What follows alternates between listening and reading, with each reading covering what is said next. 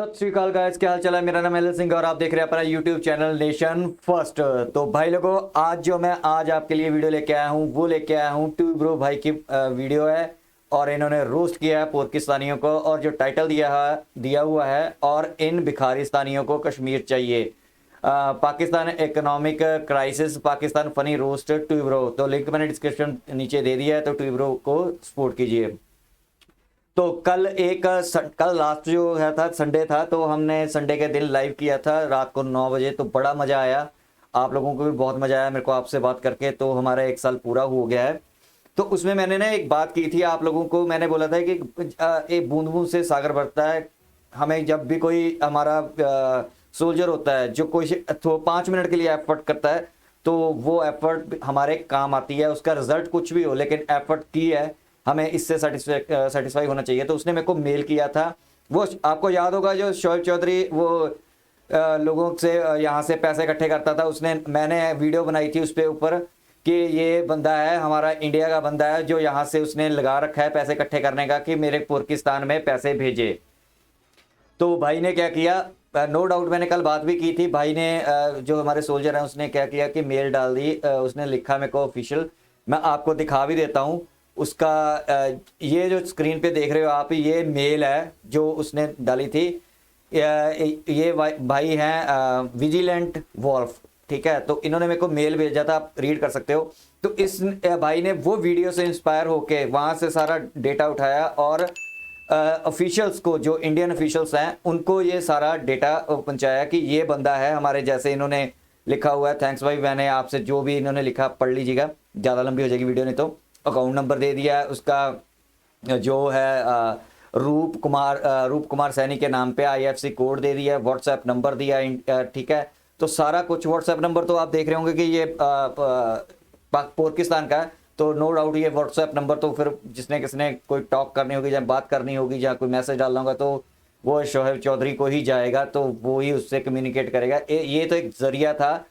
बंदे का account number भी दिया हुआ है, ये आईसीआईसीआई बैंक का अकाउंट नंबर है। तो इस बंदे ने एफर्ट की। तो मैं आप लोगों से भी यही रिक्वेस्ट करता हूं कि आप लोग भी ऐसे ही एफर्ट्स किया करें। 5 मिनट होते हैं, वीडियोस आती हैं, आप देखते रहते हो, लेकिन आप कंप्लेंट डाल सकते हो, आप कुछ कर सकते हो। अगर आपको नहीं समझ आता तो आप टेलीग्राम के होते हैं हमारे जैसे नेशन फर्स्ट का टेलीग्राम है, उसमें आप पूछ सकते हो कि भाई ये मैंने भी कंप्लेंट डाली है, तो इसका क्या होगा, फंडा किसको को डालनी चाहिए। नहीं तो वैसे भी आपको मिल जाएंगे इसके रिगार्डिंग, यूट्यूब पे मिल जाती है। थोड़ी सी 5-10 मिनट की सर्च होती है, और ये मेल लिखने में उसको ज़्यादा से ज़्यादा 5 मिनट नहीं लगे होंगे, और उसने अगर मेल फॉरवर्ड की होगी तो 5 मिनट। रिजल्ट ना मिले कोई अलग बात है, उसका हमें कोई टेंशन नहीं होती, लेकिन हमें ये होता है कि हाँ, हमने कुछ एफर्ट किया। और मुझे बहुत खुशी हुई, हमारे जो सोल्जर हैं तो वो तो बैक एंड पे काम करते ही रहते हैं। टेलीग्राम पे हमारा ग्रुप है नेशन फर्स्ट का, अगर किसी ने ज्वाइन करना हो तो जरूर ज्वाइन कर सकता है। मैं टेलीग्राम का नीचे जो टेलीप्रॉम्प्ट चल रहा है, इसके ऊपर आप देख सकते हो। तो टेलीग्राम का लिंक मिलेगा आपको, मेरा डीएम का है डायरेक्ट, वहाँ आप मेरे पास आओ और मैं आपको ग्रुप में डाल दूंगा। तो उस ग्रुप में ये ऐसे चीज़ें चलती रहती हैं बैक एंड पे। तो मेल्स वगैरह करनी है, जहाँ कंप्लेंट करनी है, जहाँ स्ट्राइक करवानी है किसी पुरकी को, तो उसके रिगार्डिंग बातें चलती रहती हैं। तो आपने अगर ज्वाइन करना हो तो वो भी आप कर सकते हो। तो मैं विजिलेंट वॉल भाई को बहुत बहुत शुक्रिया अदा करता हूँ कि एक एक बंदा भी एक इंडिविजुअल बंदा जो बैठ के वीडियो देख के और उस पर रिएक्ट कर दिया है, तो उसको फिर मैंने उसको मेल का रिप्लाई भी कर दिया है, ठीक है। तो थैंक यू भाई, thank you, so nice of you. चलिए अब हम देखते हैं वीडियो। ये तो बात होगी हमारी, ये ऐसे ही मैं चाहता हूँ कि ना आप सब लोग थोड़ी थोड़ी 5 मिनट या 24 घंटे में आप 5 मिनट निकालोगे ना, तो कुछ फर्क नहीं पड़ता है देश के लिए काम करने के लिए। अगर आपको कहीं पे गलत नजर आता है, पाकिस्तानी गलत करते नजर आते हैं, तो उसके रिगार्डिंग आप वो थोड़ा सा काम कर दो, ठीक है। कंप्लेंट्स डालो, कुछ भी करो, जो भी आपको दिमाग में आता है। अगर नहीं समझ आती है तो मैंने जैसे कि टेलीग्राम का मैंने बताया, आप वहां पे टेलीग्राम पे मेरे साथ जुड़ सकते हो। चलिए अब करते हैं पाकिस्तानियों की बात। आप एंड में बात करेंगे, पहले थोड़ा सा आप मजे करो, ठीक है, फिर मैं एंड में बात करूंगा। तो आई होप कि आपने ट्यूब ब्रो की देख ली होगी, लेकिन आप भाई लोग मेरे साथ देखते हो तो बहुत मज़ा आता है आपके साथ देखने का। 1 साल आपने मेरे साथ गुजारा है, बहुत शुक्रगुजार हूँ मैं आप लोगों का, बहुत बहुत शुक्रिया है। तो मैंने बोला है कि लाइव भी किया करेंगे। मैं संडे से सोच रहा हूँ, इस संडे से तो नहीं, लेकिन मैं कम्युनिटी पोस्ट डाल दूंगा कि होगा संडे का संडे, जैसे हमारा पहले सीरीज चलती थी ना, संडे का संडे हम लाइव करते थे, वैसे हम दोबारा ट्राई करेंगे। सॉरी, करेंगी निकल गया था। तो चलिए पहले वीडियो देखते हैं, वीडियो के एंड में करेंगे तबसरा। So let's start the video.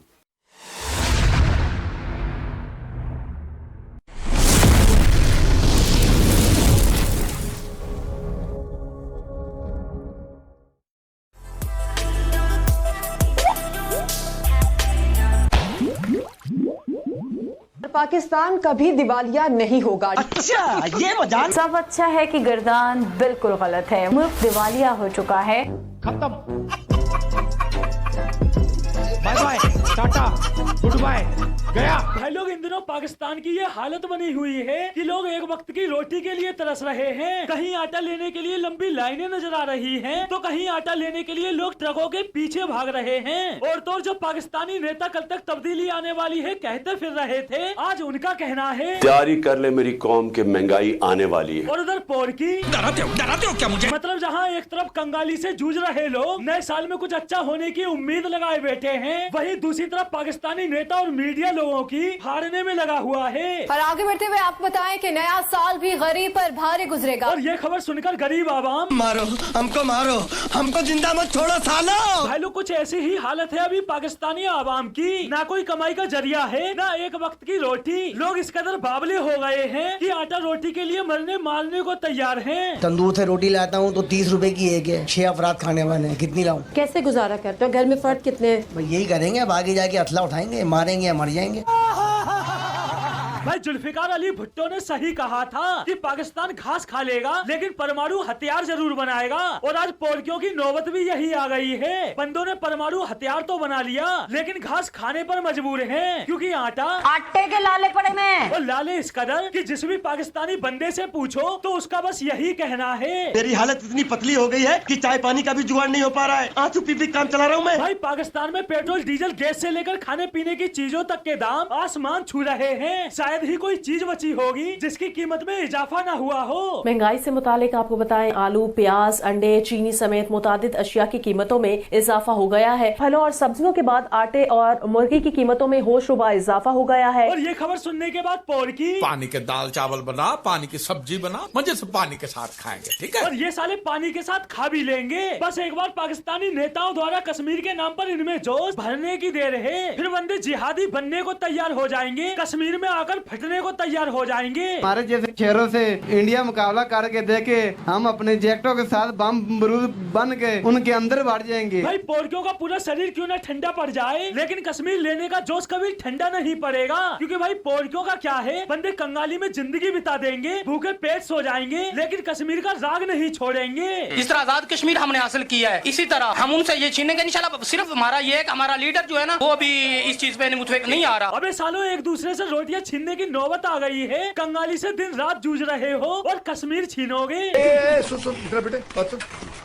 मतलब कश्मीर मांगते मांगते पोरकियों के आटा मांगने के दिन आ गए। महंगाई से फटी पड़ी है, लेकिन उसके बावजूद भी पोरकियों का जोश कम नहीं हुआ। जबकि इन कंगालों की हालत, हमारा जीना मुश्किल हो गया। घर पे जाने के बाद बच्चों के बाद वो मांगते हैं, खाना पीना मांगते हैं कि आटे की लाइन में जाके खड़े हो जाओ, जलील ख्वार हो रहे हैं। मेरे लिए ना गैस ना सुबह आ रही है ना रात को आ रही है। मुर्गी क्या दाल खाना बड़ा मुश्किल हो गया। अब एक काम करो, शेख रशीद से आधा किलो पाव वाले बम लो और उन्हें अंडे की तरह उबाल कर खा जाओ। वैसे भी पाकिस्तानी नेताओं के इंडिया के खिलाफ बयान तुम लोगों को अलग ही एनर्जी देते हैं। और भाई हैरानी तो मुझे इस बात की होती है कि पाकिस्तान की इस कंगाली के बावजूद भी पाकिस्तान ग्लोबल हंगर इंडेक्स में इंडिया से ऊपरी पायदान पर है। पता नहीं साला किस बंदे ने वो रिपोर्ट चरस फूक कर बनाई थी कि बंदे को इतना दिखाई नहीं दिया कि किस मुल्क में क्या हालात हैं। बात की जाए मुल्क में बढ़ती महंगाई की तो आटा, चीनी, घी गरीब की पहुंच से दूर है। मुल्क भर में आटे का बहरान सर उठाने लगा। गरीब 2 वक्त की रोटी को तरसने लगा है। यहाँ पे खड़े हैं, 2 दिन से आटा नहीं है घर पे, कॉलेज से छुट्टी किया स्पेशल आटे के लिए। भाई ये तो बस शुरुआत है। थे, अभी देखते जाओ पीएसएल में खिलाड़ी भी आटा बोरियों के भाव बिकेंगे।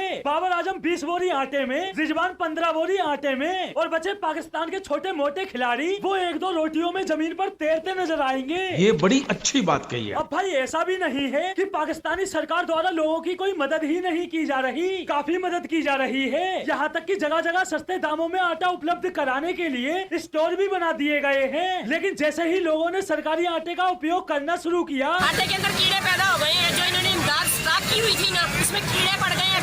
पैसे लेके भी कीड़ों वाला गरीब आवाम को दे रहे हैं। मतलब भाई सरकारी आटे को देखकर पाकिस्तानी आवाम भी बोल उठी है। मुझे इतना मजबूत और टिकाऊ खाना खाने की आदत नहीं है। और उधर पाकिस्तानी आटा कंपनियां वो कौन सा पीछे रहने वालों में से हैं। महंगा आटा आवाम खरीद नहीं सकती और सस्ते आटे के नाम पर लोगों को दिया जा रहा है। गुंधा हुआ आटा मैं ला रहा हूँ, ये आ गया आटा। और अब दिखाएं, ये है बैक पार्लर का, और ये आपको अंदाजा हो गया होगा कि अगर ये आटा होता तो अब तक ये बह चुका होता, हाथ में ना रहता, लेकिन ये रबड़। और उधर इस आटे की हकीकत देखने के बाद पाकिस्तानी आवाम, ये किस जानवर की चमड़ी? मतलब पाकिस्तानी नेताओं के पास खुदायासी काटने के लिए तो बहुत पैसा है, लेकिन बात जब गरीब लोगों को पैसा देने की आती है तो हम शुद्ध गरीब हैं। भाई इन झोपड़ी वालों का सही है। पूरे पाकिस्तान का बजट आतंकियों को पालने पोसने में लगा देते हैं, इंडिया के खिलाफ दहशतगर्दी फैलाने में लगा देते हैं, और जब मुल्क के हालात बिगड़ जाते हैं तो IMF वर्ल्ड बैंक के पास जाकर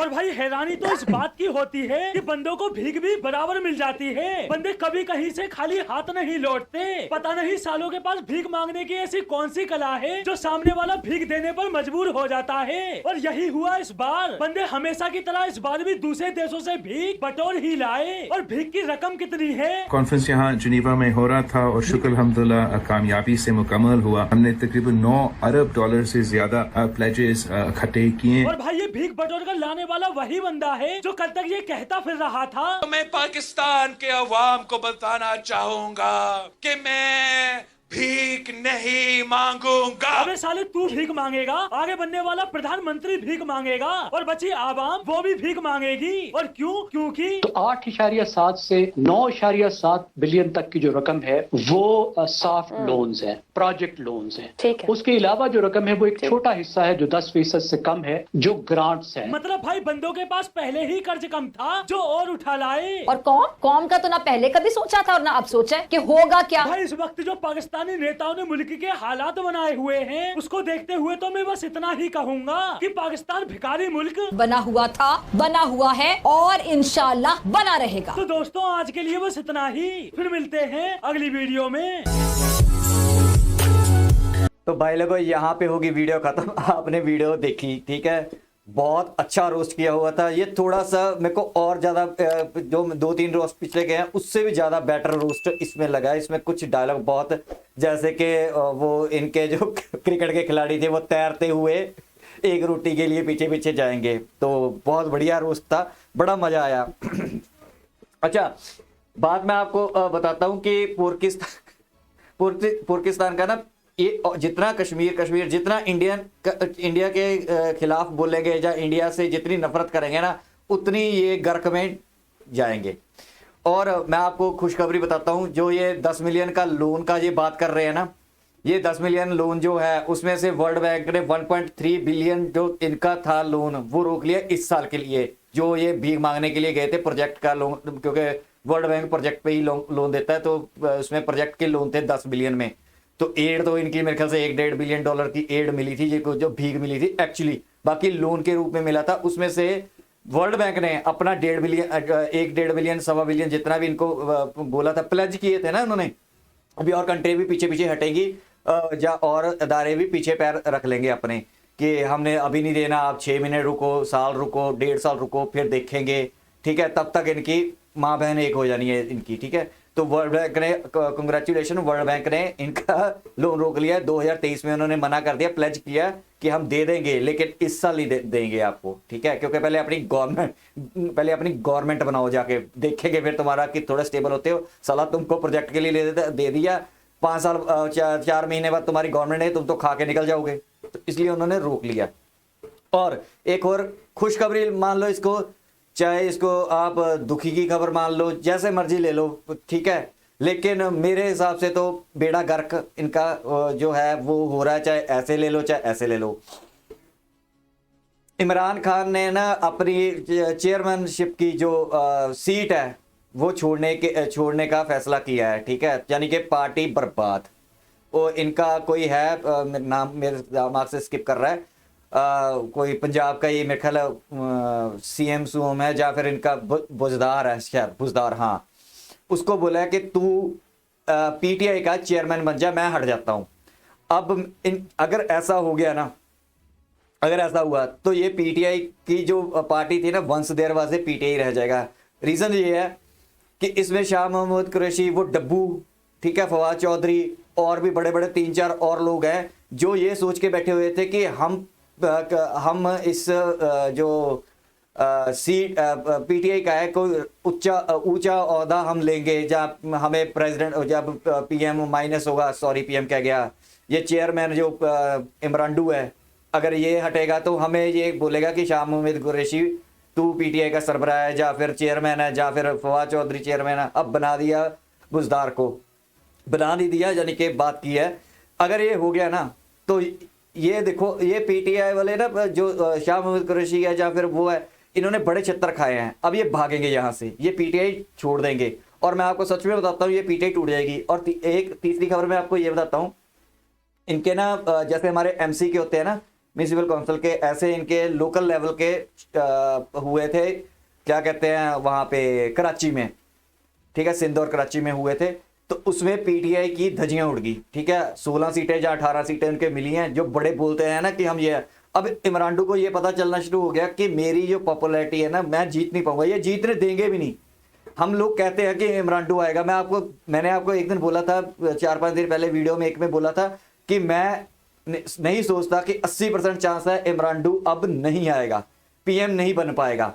अब वो कैसे नहीं बन, PTI का कोई बंदा बन जाए वो अलग बात है, क्योंकि अभी वो स्कीम गेम खेल रहा है कि मैं माइनस हो जाता हूँ PTI से। लेकिन PTI का अगर जीतती है या कोई बंदा बनता है, ठीक है, तो वो इमरांडू चलाएगा, तो पीछे बैकडोर से इमरांडू ही उसको जो PM बनेगा, ठीक है। तो ये बात अब चल रही है, तो इमरांडू को पता चल गया कि मेरी बेइज्जती हो जानी है, अगर मैं PM ना बन पाया तो लोगों ने कहना बस हो गया काम, ये पीछे हट जाएगा, एक किसी बंदे का अपना चेहरा बना के बिठा देगा। तो ये थी एक इनकी खबर।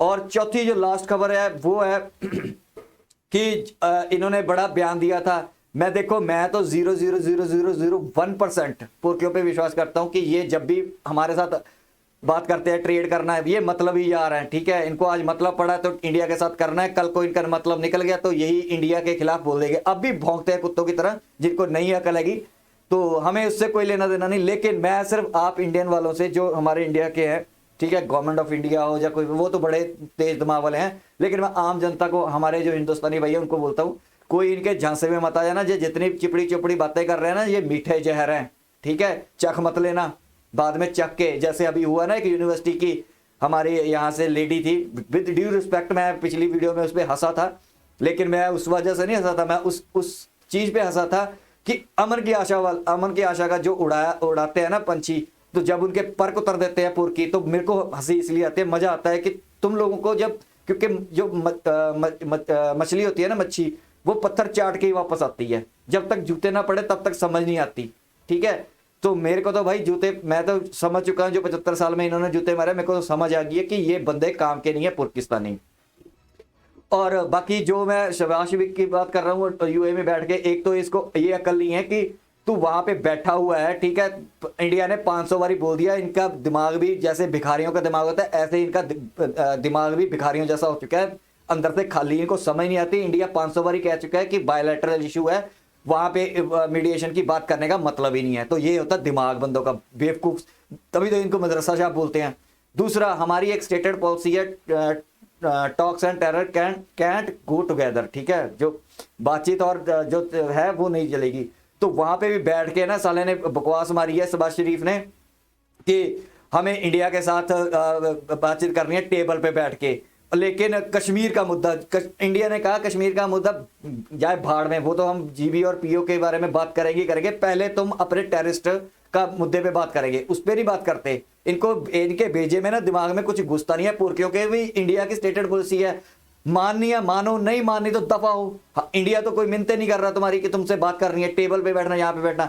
हाँ, एक बात का पक्का है, एक बात का पक्का, मिनिमम हमारे 10 जो हमने टेररिस्ट घोषित किए हुए हैं पाकिस्तान के, हमारे, चाहे यूएन ने कर दिए चाहे हमने किए, हमारे वो पाकिस्तान टेररिस्ट वापस करे, हमें सौंपे, उसके बाद हम बात करेंगे। टेबल पे तो छोड़ो, टेबल पे तो साला कौन बैठ के टेबल पे बात करता है, कुर्सी पे बैठ के बात होती है।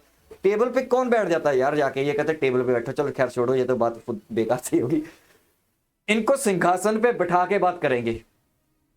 ये हमारे 10 टेररिस्ट ना, मेरी ये है कि मैं कहता हूं मैं पूरी मुहिम छेड़ दूंगा, ये 10 टेररिस्ट में इनको सिंहासन पे बिठाएंगे और फिर बात करेंगे बैठ के। और बात भी क्या करेंगे, पीओ की और जीबी की, ठीक है, कैसे अब करना है, क्या करना है, कैसे आप हमको दोगे, कितने तुम्हें भीख में चाहिए, क्या करना चाहते हो, ठीक है, थप्पड़ खा के दोगे या प्यार से चुपचाप दोगे, अपने स्कीम कैसे बनानी है वो इंडिया बता देगा कि अपने जो तुम्हारे मदरसा शॉप है उनको तुमने कैसे समझाना है, ठीक है, वो स्कीमें हम बताएंगे। लेकिन सिंहासन पे बैठ के बिठाएंगे तब जब पहले हमारे 10 जो हमारे टेररिस्ट है ना, मोस्ट वांटेड टेररिस्ट, हम जो 10 का नाम देंगे जो भी, ठीक है, वो हमें वापस करो। ग्राउंड पे कुछ करना नहीं है, बातें इनसे लंबी लंबी चढ़वा लो, ठीक है, ग्राउंड पे 0 है। और वो मक्की का हो गया, इसका काम लगा दिया लप्पू, उसका भी यूएन तो वैसे 0 ही है, लेकिन एक ठप्पा जरूर लग गया इनके और कि दुनिया में 127 या 128 टेररिस्ट हैं, ठीक है, जो पाकिस्तान में रहते हैं, most wanted terrorist, designated terrorist है। कई देशों ने किए हुए हैं, कई यूएन ने किए हुए हैं, इंडिया ने किए हुए हैं, सारे के सारे। फिर कहते हैं कि हमें ना, हाँ, हमें एपिक सेंटर क्यों बोलते हो, ये बकवास मारते हैं। तो एपिक सेंटर नहीं तो बोले और क्या बोले, तुम तो साला माँ हो टेररिस्ट की पाकिस्तानी, ठीक है। बहुत मजा आया, इनका बुरा हाल चल रहा है, ठीक है। मेरे को कोई हमदर्दी नहीं है यार, इनकी जनता ट्रक के नीचे आके मर रही है, जब आटा लेते हुए मर रही है। सिंपैथी उन लोगों के लिए होती है जिनके मन में जहर ना हो इंडिया के खिलाफ, ठीक है। और मैंने कल भी बात की थी, इंडिया के खिलाफ जहर नहीं है इनके दिमाग में, इंडिया, ठीक है। इनका जो जहर, दिमाग में जो जहर है ना, वो सिर्फ हिंदू हेटेड है, हिंदू को हेट करते हैं या हिंदू को पर्टिकुलरली इनके दिमाग में है, ठीक है। और आपको पता ही है दुनिया में हिंदू सबसे ज्यादा हिंदुस्तान में रहते हैं, तो हिंदू से हेट करेंगे तो ऑब्वियसली थोड़ा देश को ये संबोधित कर देते हैं कि इंडिया से हेट हो गया, ठीक है। लेकिन बेसिकली ये है, तो आप लोगों ने इनकी चिपड़ी चुपड़ी बातों में मत आ जाना, ठीक है। वैसे तो गवर्नमेंट आएगी नहीं ना, हमारी गवर्नमेंट ने कोई रिप्लाई दिया है, ये खुद ही, अच्छा उसके बाद खुद ही मुकर गए हैं कि बाद में आके ट्वीट कर दिया कि 370 पे, ऐसे यू टर्न नहीं, ये ओ टर्न मारते हैं, घूमते रहते हैं, वहां पे कुछ और, पाकिस्तान में ट्वीट आके कुछ और कि हमने नहीं करना 370-35, तो बड़ा बाप भी 370-35 से वापस नहीं करवा सकता इंडिया से। मैं तो ये कहता हूं कि जो हमारी पार्टी है, हमारी जो पार्टीज हैं नेशनल लेवल की, कांग्रेस ही है, ठीक है, जो पार्टी है, ठीक है, वो भी इसमें आ जाए गवर्नमेंट में, वो भी 370-35 से नहीं वापस कर पाएगी। जिस दिन उसने ये वापस कर दिया ना, उसी दिन सेम डे 24 आवर्स के अंदर अंदर उनकी गवर्नमेंट गिर जाएगी, सेम डे गिरेगी। और उन कांग्रेस में से भी 70-80% उनके नेता छोड़ के भाग जाएंगे, उनको पता चल जाएगा कि बस होगी कहानी इसकी। वो उसका लास्ट डे होगा जिसने 370-35 को रिवर्स किया। अब ये तो ऐसा फैसला हो चुका है जो पत्थर पे लकीर की तरह गड़ चुका है, अब इसको कोई नहीं मिटा पाएगा। तो पुरखियों को ये दिमाग में समझ नहीं आती कि नहीं हो पाएगा, ठीक है। करना तुम्हें करना है, करो, नहीं करना व्यापार ना करो, भाड़ में जाओ, मरो भूखे। और आटा मैंने देखा पाकिस्तानी रबड़ बेच रहे हैं। और मैंने एक लास्ट जाते थे एक बात बता दूं, मैंने 3-4 वीडियो दिन पहले बोला था, जब इनको ना वहां से आई थी, क्या कहते हैं, रशिया से, कहते हैं हमारे पास गंदम आ गई, गेहूं आ गई, तो मैंने बोला था कि ये गेहूं बलूचिस्तानी भाइयों को सड़ी हुई जाएगी, कीड़े डले हुए। और वो इन्होंने खरीदी भी वो होगी जो रशिया से जो सूरों को डाली जाती है गेहूं, ठीक है, सड़ी हुई, वो ये बेचेंगे। अब आपके सामने आ गया ना, बोल रहे हैं ना कीड़े पड़े हुए हैं। मैंने आपको बताया कि ये इनकी औकात नहीं है यार, औकात नहीं है खरीदने की। ये सूरों वाला जो गेहूं होगा ना, डालने वाला, जानवरों को डालने वाला गेहूं, वो इन्होंने परचेज किया और रशिया ने इनको आराम से पकड़ा दिया, ले जाओ, तभी उसने दे दिया। नहीं तो उसने, आपको याद होगा, मना कर दिया था कि हम नहीं देंगे कुछ भी तुम्हें, ना पेट्रोल देंगे ना कुछ देंगे, ठीक है। अब उनका यार सड़ा हुआ माल है, बिक रहा है, पाकिस्तानी ले रहा है, बेच दो। तो ये बात हुई है, वो बात मेरी सच है कि मैंने बोला था बलूचिस्तानी भाइयों को लिए स्पेशली बोला था कि भाइयों इन्होंने खरीद तो ली, आपके पास आएगी तो 10%, लेकिन आएगी सड़ी गली हुई। जो पंजाब को ये प्रॉपर दे रहे हैं। आप देखते होगे ना पंजाब के यूट्यूबर बोलते हैं कि हाँ कुछ नहीं है, ऐसा है, ठीक है, मिल रही है रोटी, ऐसा कोई है नहीं। लेकिन आप इनके पंजाब से बाहर निकलोगे ना, ठीक है, बाकी एरिया में जाओगे तो खत्म, वहां पे कहानी इनकी जीरो है। और अब ये टूटने का कारण सेम टू सेम वही बन रहा है जो 1971 का। टूटेगा जरूर पाकिस्तान, पक्का टूटेगा, ये तो मैं लिख के देता हूं। कई लोग कहते हैं कि टूटने से हमें नुकसान होगा, कोई नुकसान नहीं होता भाई। जब नहीं टूटे हैं, ठीक है, तब क्या नहीं नुकसान करते, उससे ज्यादा क्या नुकसान कर लेंगे, कुछ नहीं कर पाएंगे भाई। विल रखो, ताकत रखो अपने आप में। कई लोग सपोर्ट करते हैं कि टूटना नहीं चाहिए, इनको ऐसे ही सर्वाइव कराते रहना चाहिए। ऐसे सर्वाइव करवाने से कोई फायदा नहीं है। जिस दिन ये पंजाब पाकिस्तान बनेगा उस दिन हम इसके साथ अलग तरीके से निपट लेंगे, ठीक है। तो बाकी जो हमारा फिर इंटरनेशनल बॉर्डर आ जाएगा, इधर आएगा गोली। एक बात मैंने और बोली कि गवर्नमेंट ऑफ इंडिया को मैं बार बार बोलता हूं कि एक ऐसा लॉ पास करना चाहिए कि हमने अगले 5-10 साल के लिए रिफ्यूजी नहीं लेने इंटरनेशनल कोई भी अपनी कंट्री में। तो ऐसा लॉ बना लो, क्योंकि बाद में ये प्रॉब्लम आएगी हमें। ये रिफ्यूजी, ये पाकिस्तानी भागेंगे इंडिया की तरफ, ये भागेंगे इंडिया की तरफ। ईरान नहीं जा पाएंगे, अफगानिस्तान जाएंगे नहीं, ठीक है। जहाजों में जो लड़के जाएंगे वो तो चले जाएंगे, लेकिन जो दूसरा होगा ना मदरसा छाप सुअर जो पुरकी हैं, वो सारा बॉर्डर क्रॉस करने की कोशिश करेंगे इंडिया का। चलिए, बड़ी वीडियो की लंबी यहाँ तक थी वीडियो। आई होप कि आपको मेरा रिएक्शन अच्छा लगा होगा, मेरी बातें भी अच्छी लगी होगी। अगर आपको मेरा बातें और वीडियो अच्छी लगी है तो प्लीज प्लीज प्लीज लाइक करो, सब्सक्राइब करो, शेयर करो, कमेंट करो और सब्सक्राइब करके सोल्जर बन जाओ नेशन फर्स्ट के। मिलेंगे नेक्स्ट वीडियो में, तब तक के लिए जय हिंद।